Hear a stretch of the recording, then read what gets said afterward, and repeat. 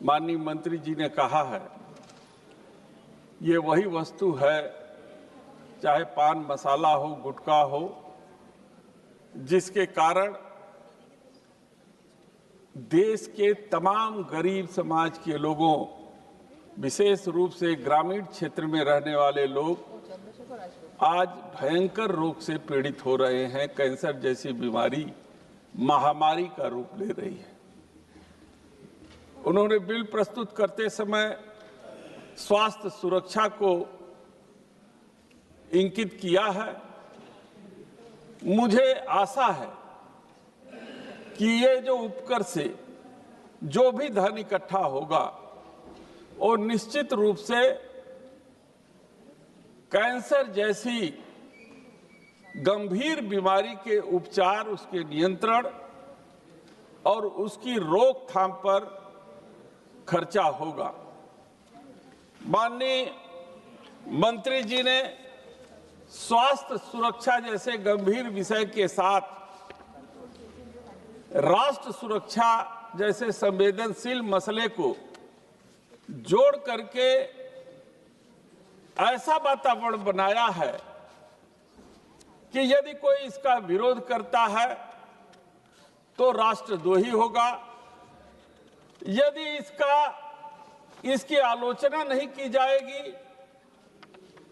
तो गांव के रहने वाले गरीब समाज के उन लोगों को जिनको इस उत्पादन के कारण उनके जीवन में परेशानियां आई, और एक आंकड़े के अनुसार केवल पूर्वांचल में प्रति वर्ष 2 लाख मरीज नए चिन्हित हो रहे हैं। लेकिन हम उपचार के नाम पर देखें तो केवल काशी हिंदू विश्वविद्यालय में भाभा सेंटर है, जिसकी क्षमता कितनी है,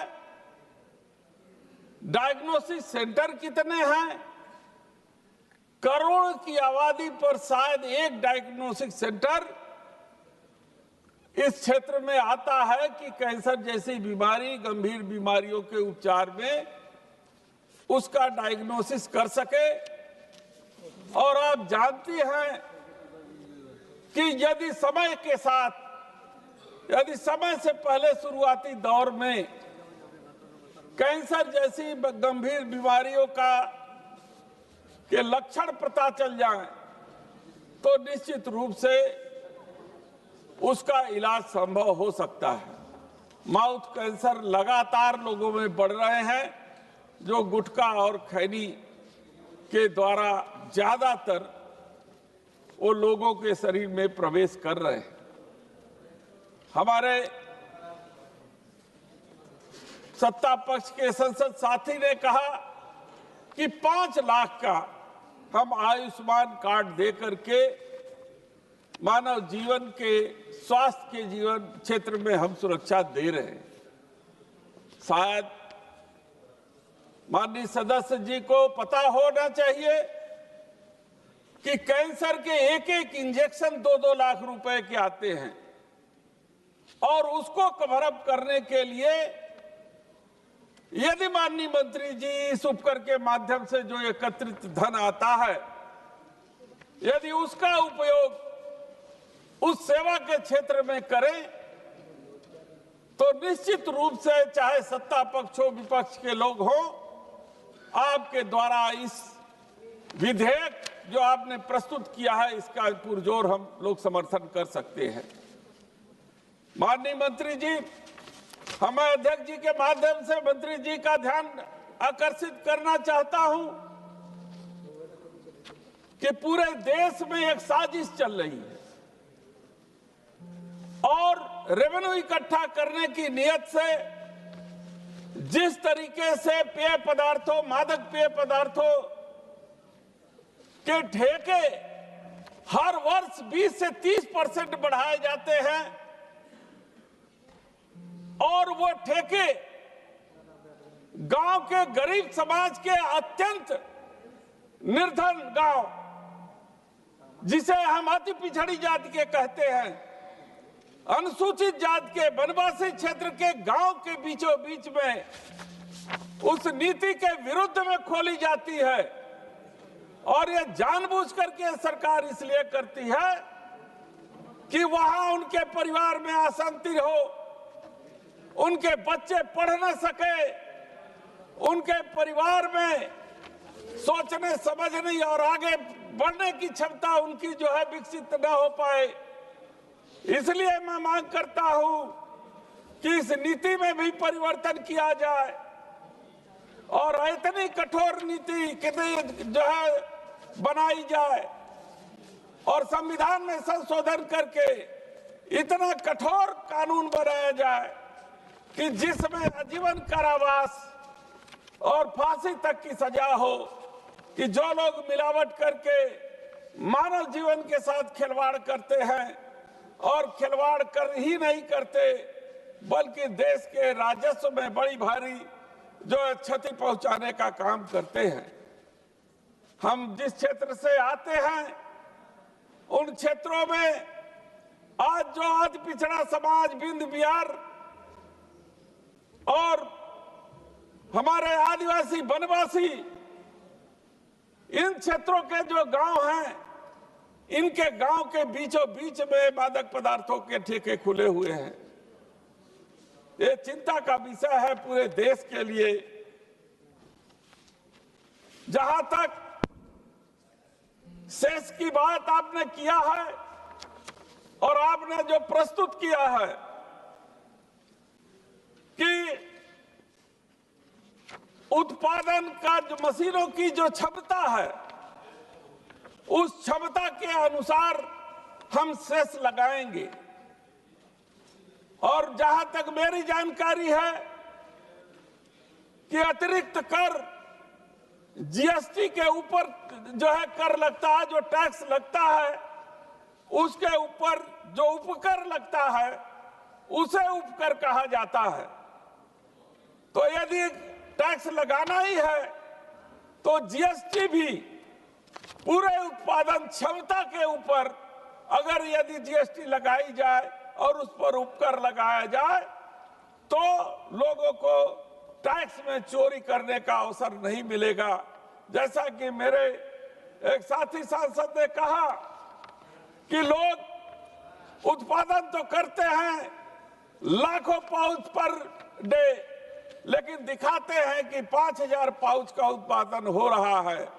यदि मशीनों की क्षमता पर जीएसटी लगाई जाए और उस जीएसटी पर उपकर लगाया जाए तो निश्चित रूप से ऐसे तत्व जो देश को चूना लगाते हैं, जो हमारे रेवेन्यू को चोरी करते हैं, जो मिलावट करते हैं और उन मिलावट के कारण जो गरीब और इंसानों में भयंकर बीमारियां जो है आती हैं और उन भयंकर बीमारी के कारण जो ग्रामीणों की मौत हो रही है उस पर हम प्रतिबंधित उस पर कर सके और उसे रोक लगा सके।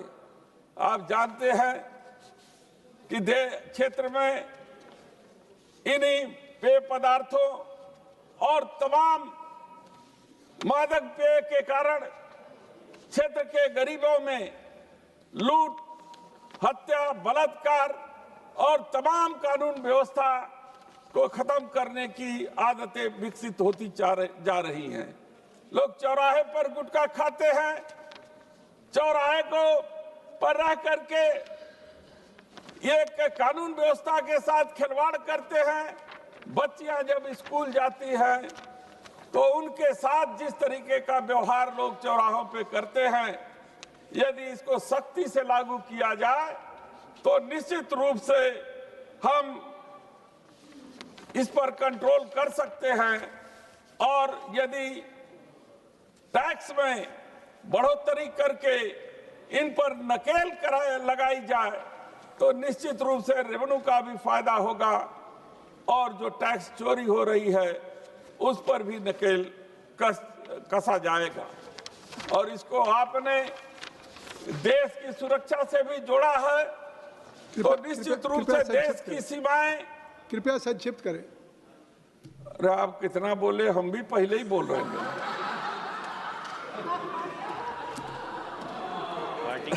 Sorry sir. थोड़ा तो जनादेश का और पार्टी का भी फर्क है, संख्या कितनी संख्या इधर कितनी संख्या उधर। आप भी इधर कभी थे सर, हम भी मौका लगेगा तो उधर आएंगे। चलिए 2 मिनट। धन्यवाद सर। सर, जहां तक देश की सुरक्षा का सवाल है, हम लोगों ने ऑपरेशन सिंदूर को देखा है, महसूस भी किया है। जिस तरीके से निरीह हमारे नागरिकों के ऊपर पहलगाम में जिस तरीके से लोगों की हत्या कर दी गई और ऑपरेशन सिंदूर से जिस तरीके से पड़ोसी देशों के ऊपर अटैक किया गया, ये सब एक देश के नागरिक होने के नाते हम सब भी गर्वान्वित होते हैं। यदि इसका पैसा देश की सुरक्षा में लगता है तो शायद कोई सदस्य ऐसा होगा जो इस उपकर का जो है विरोध करेगा, लेकिन ईमानदारी से अगर इस देश के टैक्स का पैसा जो निर्धारित काम है उस पर लगे तो किसी भी सदस्य को नहीं होगा। हमने देखा है कि नमामि गंगे के नाम पर गंगा की सफाई में हजारों करोड़ रुपए आवंटित होते हैं, लेकिन मात्र 15% जो है उसका खर्च होता है। देश में जो सफाई के नाम पर, शौचालय के नाम पर जो हजारों करोड़ रुपया लगाए गए, उसमें मात्र जो है 8 से 10% तक जो है कि धरातल पे खर्च हुआ है और बाकी पैसा खर्च होने की स्थिति में नहीं है। ये आंकड़े भी बता रहे हैं। इसलिए चूंकि हमारे माननीय अधिष्ठाता महोदय के बार बार घंटी बज रही है, इसलिए मैं उस पीठ का सम्मान करते हुए इस विधेयक का मैं इस नाते समर्थन करता हूं क्योंकि ये देश की सुरक्षा और स्वास्थ्य की रक्षा के लिए लगाया जाएगा और इसका आश्वासन जरूर माननीय मंत्री जी सदन को देंगी और इसका पैसा कहीं और इधर नहीं लगेगा, किसी और तरीके से खर्च नहीं होगा। इन्हीं चंद शब्दों के साथ मैं अपनी बात को विराम देता हूं। धन्यवाद माननीय बीरेंद्र सिंह जी। प्रोफेसर सौगत राय।